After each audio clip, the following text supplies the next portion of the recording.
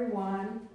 My name is Gita Rash, and I am a visual and performing artist, an author, a certified fitness instructor, a psychic medium, and most recently, a cancer survivor. Yes, congrats. Thank you. So, my metaphysical journey started when I was 9 years old. I was hearing voices in my head. At first, there were voices that were telling me about other people, what they were doing, what they were saying. You know, stuff like amusing things, like what my neighbors were talking about, other neighbors. What my dog was up to while we were away, fun stuff. Then it started getting personal. They were telling me about me, what I was doing, what I was thinking, and what I should or shouldn't do. It was a little spooky. Based on the fairy tales I was reading at the time, I was convinced there was some kind of boogeyman or invisible monster following me, knowing my every thought and move. After a few months of this, I decided to approach my dad. I said, "Dad, I think there's some invisible spirit following me, knowing everything I do." And he said, "Explain a little further." And I started to tell him this stuff. And he started laughing. And he said, "There is no invisible monster or boogeyman." I said, "What is this?" He said, "This is your heart speaking to you." What a beautiful way to describe to a child what I many years later came to know as psychic phenomena. I know many people in this situation who are lost, confused, misled, and even punished without the right guidance. So then I asked my dad, I said, should I listen to this mind or should I listen to this voice? And he said, always listen to your heart because that is the higher mind. And I have been ever since. My dad was an engineer, and even though he was very technically oriented, he had a vast library of books on palmistry, astrology, numerology, and philosophy. And I read up the books on palmistry and numerology, as did my family. Our favorite topic of conversation at the dining table was who we met during the day, what their numbers were, and how they matched up to those numbers. By the time I was 11 years old, I was reading for other people. Wherever I went, people would show me that palm and ask me to read their future, and I did. And in return, they gave me a candy bar. That was a sweet deal. So I read many hands and got many candy bars. I was ecstatic even though my mom wasn't. In my 20s, I started up with Western astrology. I read up on love signs, sun signs, soul signs. What a great way to make friends. Every teenager around me wanted to know their sun signs, more about them, who their best friend could be or their boyfriend could be. I became so popular and I had a great time. It was during my 20s that I had a near-death traumatic experience and I lost consciousness for a few seconds and went over to the other side. I had a conversation with the powers that be. I saw a few loved ones there and it felt so good I didn't want to leave. But I was told that it wasn't my time and I had to go back. So after I recovered, I started studying the tarot, runes, astral projection, out-of-body experience, remote viewing, crystals, dowsing, and a few years later, mediumship and Vedic astrology. And I've been doing readings now for almost 20 years. So, I believe that everyone is intuitive. It all depends on whether you recognize it, acknowledge it, develop it, and practice it. I know many people in this situation who are lost and confused, and you know, this is what happens. You really have to be aware that you have something, and as we go around the other stuff tonight, every one of you will resonate with at least one or two of these modalities to know your intuitive capacities. Intuitive impressions come in a variety of forms. It could simply be a hunch. It could be a vague sense of something impending. It could be a flash of sudden insight. It could be an auditory signal, as if someone is speaking to you from outside or coming within you inside your own head, as in my case. You could suddenly, out of the blue, get a fragrance that could trigger your memory of someone or something. It could come in the form of a vision or dream. You could also have a déjà vu experience. Déjà vu means already seen. You could meet someone for the first time or go somewhere, someplace for the first time, and feel this strange sense of familiarity as if you've known this person before or you've been to this place before. It feels as if this event has already occurred in the past and you remember it. This is the intuitive part. When you have an experience like this, and I'm sure you all have had it one time or another, this is intuition. Apart from our five senses, we also have a sixth sense called ESP, which is really understanding and utilizing our senses to its fullest capacity. And when we understand and integrate what our senses are saying to us, we open up to an awareness that is beyond the physical senses. And when we heighten and integrate what we experience with the senses, intuitive awareness awakens. And the key to utilizing this awareness is through the subconscious mind. The subconscious mind is a powerful warehouse of everything we experience and express. Meditation and hypnosis are two ways of accessing this subconscious mind and all the data stored in there. Any questions? Anybody like to share their déjà vu experience or later on? Later on, okay. So we move on to the five clairs. Clairaudience, clairsentience, clairvoyance, clairaudience, and claircognizance. These are words derived from the French and Latin languages, and if you can split them up into two and understand the meaning, we can better remember them. Most people have one or two clairs stronger than the others. Clairaudience. Clair meaning clear. Audience comes from the word audio, to hear. It is the ability to hear beyond your physical ears sounds, voices coming from outside or inside of you. You can even hear music. A lot of music choreographers and composers have a heightened clairaudient ability. They get their inspiration from this ability. Child composers like Mozart have written masterpieces. I myself have a very strong clairaudient ability. I'm no choreographer, but I sometimes feel I'm walking around with a constant Bluetooth in my ear. Clairsentience. Clair meaning clear, sentience comes from the word sente, to feel. It is the ability to feel an emotion like a joy, happiness, sadness, fear, or a physical sensation like a discomfort or pain. A lot of mediums who have this ability can actually describe discomfort in their own body that corresponds to those of the disincarnate soul. And they can even describe how the disincarnate soul passed away, whether they died of a heart attack or whatever the case may be. Edgar Cayce, also known as the sleeping prophet, used to in a trance form dictate medical documents, diagnosis, and treatment for people who came to him for reading. He used to put himself in a trance and dictate to a secretary a lot of documents medically. And these documents are recorded at the ARE Library in Virginia. You can read them, and they prove to be astonishingly accurate.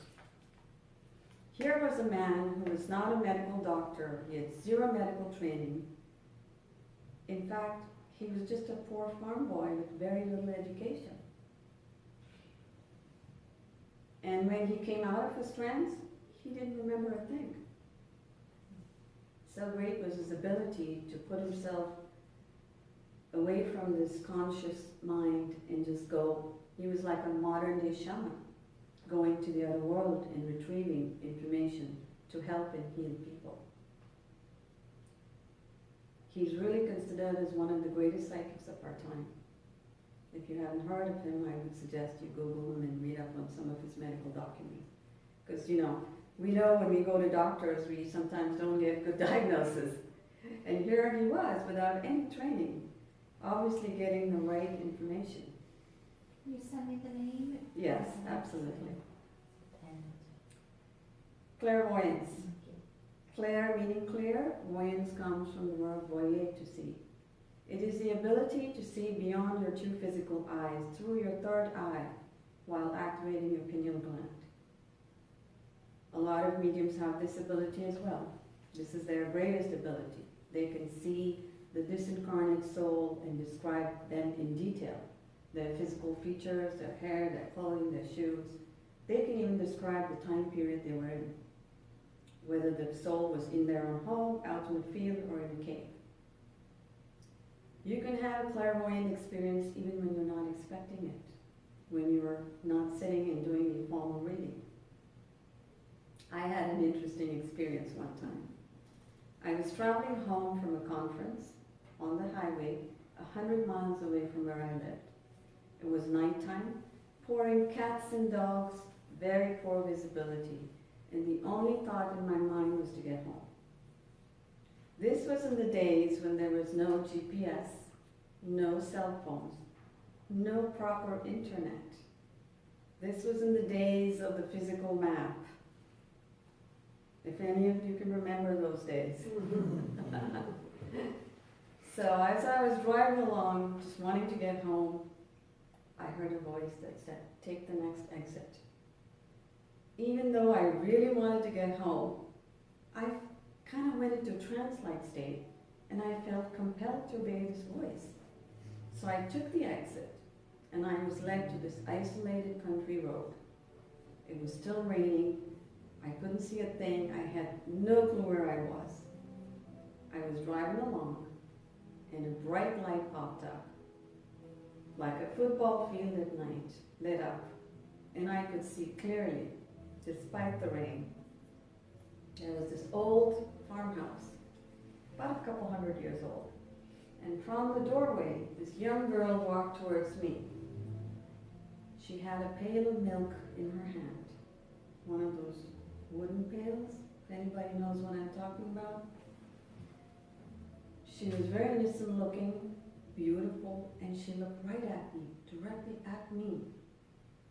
And the voice said to me, "This is you in a prior lifetime. This is your previous incarnation." Once I was done assimilating the scene and recording it in my memory, I seemed to get out of this trance-like state and realized here I am in my car behind the wheel in the middle of nowhere. It's dark, I can't see a thing, and I have no idea how to get back. Then the voice says to me, "Don't worry, you'll be safe. Just make a left and you'll see the highway." Which I did, and I got home safe and sound. But this incident was tremendously helpful in understanding the situation I was going through at the time. It helped me put the pieces of the puzzle together and find closure.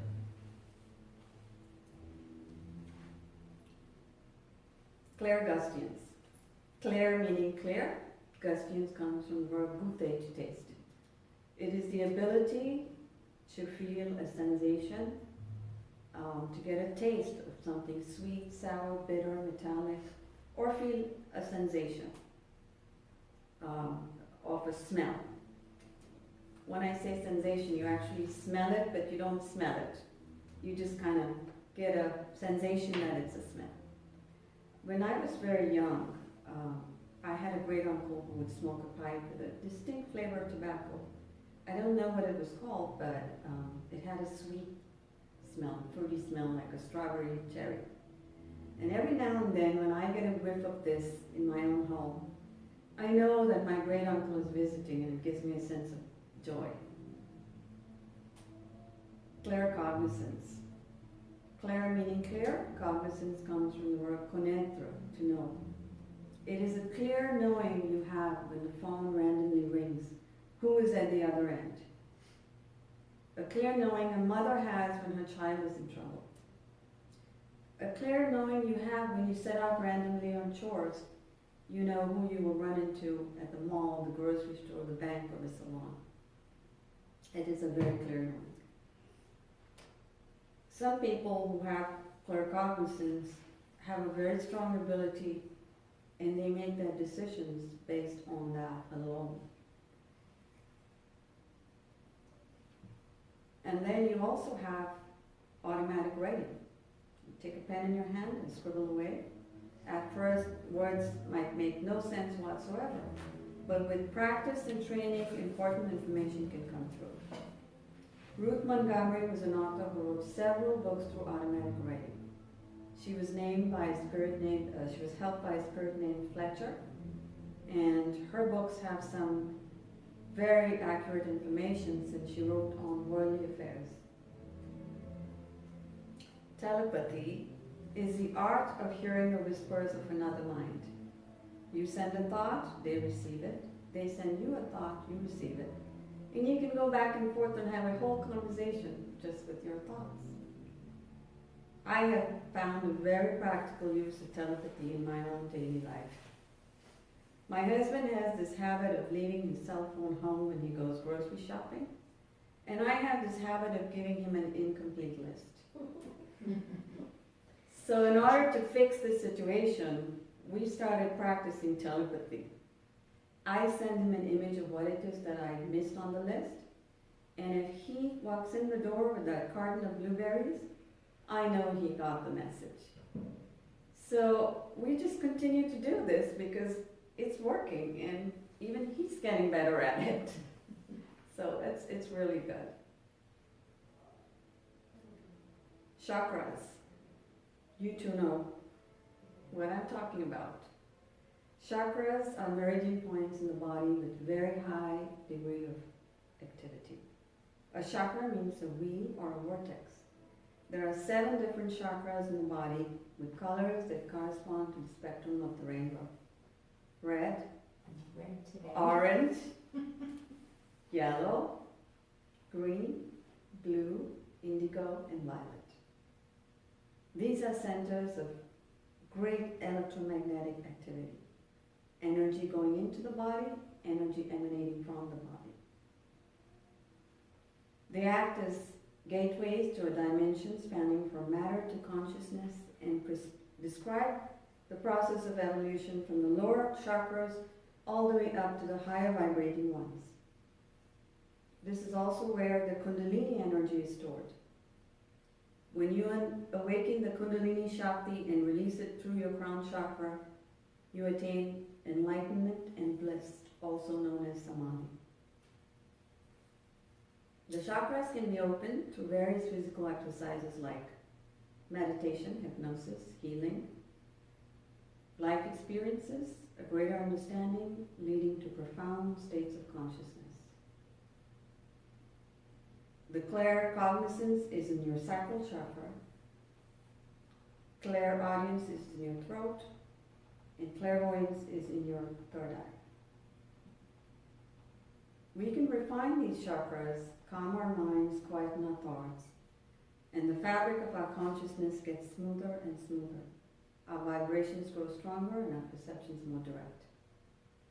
Through the refinement of the chakras and attention to the world around us, which is vibrational, we can access a unifying level of consciousness that is as vast as the open sky or akasha, where all kinds of records and documents are stored for you to access so you can be helped and guided. It is a sort of cosmic library that contains all information that has ever happened. Dreams. Dreams are an ocean of potent intuition at many levels. Dreams are a channel to understanding yourself. Everyone dreams, but not everyone remembers their dreams. Some people dream in black and white, and some people dream in color. If you happen to dream like me in color, consider yourself very fortunate. I'm a very vivid dreamer. I dream regularly, I record them and review them periodically. I have journals and journals of dream information. Through dreams, you can find healing, help, advice, counsel. You can use them as vehicles to make psychic connections with those around you. You can have an astral visitation in your dream. If you'd like to visit someone or go somewhere, you can leave your body and do that. My father lived 10,000 miles away from me, and it was not always possible to go visit him. So I used to leave my body, go to his house, check in on him, find the peace that I needed, and come back to my body. I did this for many years because I did not have the opportunity to go physically and see him. Here's the kicker in the next one. I'll tell you the kicker in the next one. So through dreams, you can also have a visit from the other side. A loved one might come and visit you in spirit. And when you have a visitation like this, it seems so real. It seems like it's more real than what is happening. And that is why they say that active life is a dream and dream life is reality. Because these experiences seem so very real. You feel like the spirit is sitting at the edge of your bed, embracing you or touching you, and you feel this joy several hours later in the morning when you wake up. Dreams can also be prophetic. They can warn you of a danger to come or a celebration to come. I often have dreams of engagements, weddings, births, pregnancies, divorces, even death. I had a dream in which my friend's dad came to me with a very short cryptic message. He said, "Ask your father to make his passport." My father already had his passport, so this could only mean his final passport to the other side. Although this was very disturbing at first, it helped me and my family prepare for what was to come a year later and find closure. Here's the kicker. While I was visiting my dad for the funeral, well, he had passed, I was at his house. I had a dream in which an old high school friend who I'd lost touch with for decades, pretty much after high school. I dreamt that she called me on the phone and conveyed her sympathy. A week later, this same high school friend found me on Facebook.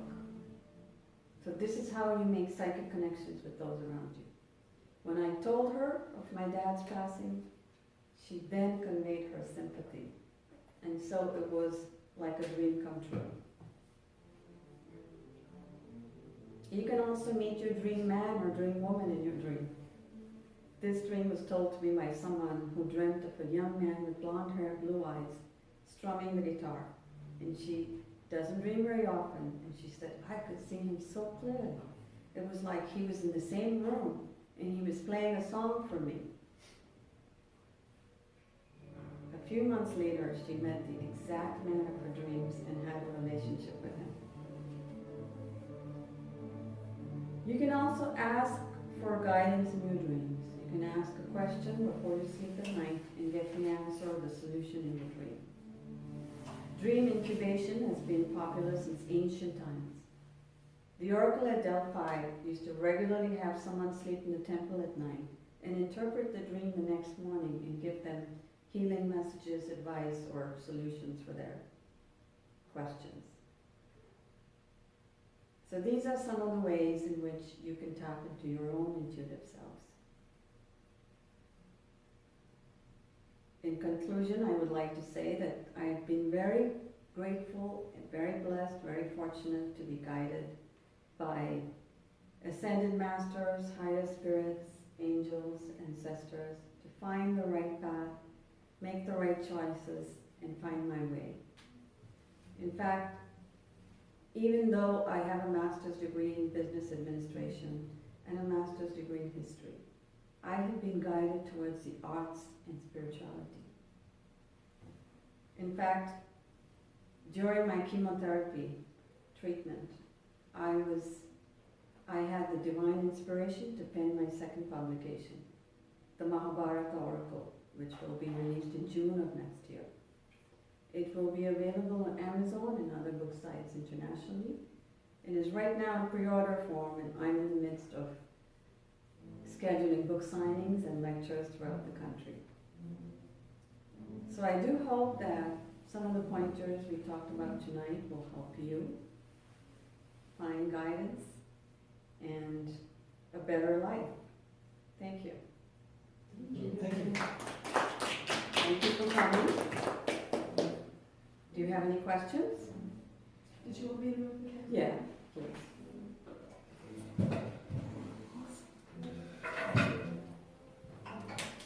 Anybody? Any questions? What was your first experience, like very first that you can remember? And, second experience of any of the clairs that you mentioned or not? The clairaudience. Yeah. I would always be told, I was in between 9 and 11, I was still just a kid running around prancing, doing baby and out of mischief. And I would always be told that the principal knows what you're doing. And the principal was never around, the teachers were never around. And I would be like, how could the principal know what I did? And the next second, the principal would call me to her office. And I'd be like, how the heck does she know? We were out in the field playing. Stuff like that was just out of the blue. And I had no idea because it would happen so quickly. The minute I heard it, it was almost like a phone call. Someone telling me, okay, just go straight and open that door, you'll see that person. I would misplace my homework all the time. And it'd be like, just look underneath that yellow file that your dad has. And it'll be right there. This was a voice inside. Inside. I still get voices all the time. Because I've had them outside. That's possible, And outside it's- too. And that's very scary It when it is, happens. it is, Really, truly is. it is. I was very spooked. I mean, if it hadn't been for my dad, I think I would have been a really messed up person by now. Really. Because, I think he saved me. Because it started so early, and I would have just gone into some kind of cycle. Not knowing and understanding that it's perfectly normal. It's just an extra talent or whatever, And then, of course, I realized that a lot of musicians hear music. And that could be, I hear it too, but I'm not talented enough to do compositions. But I hear music all the time. In fact, I do my choreography in my head. My choreography meaning not music, but dance choreography. I do it in my head. Because I hear the music, and I can put the steps to the music. I do it when I'm sleeping. Could you hum it so somebody could translate it? Now, no. But when you're getting it? Yes, I can. I can get the eight count beat, and I'm not musically oriented, so I can't sing or do anything, but I do dance. So I can kind of tiptoe along with the music, and when I hear the 8 count, then I can do it. And when I wake up, the choreography's done. Oh, you know what you need? You need somebody who can write music that you can have telepathy with. Yeah. That would be awesome. A nice collaboration. Yeah. You need a tape recorder too to record the hum. Yeah. Remember the tune. Yeah. So then somebody can translate it on musical Yeah. notes. Yeah. That would be really cool. I was going to say that from the Beach Boys and Brian Wilson have tunes in his head all the time.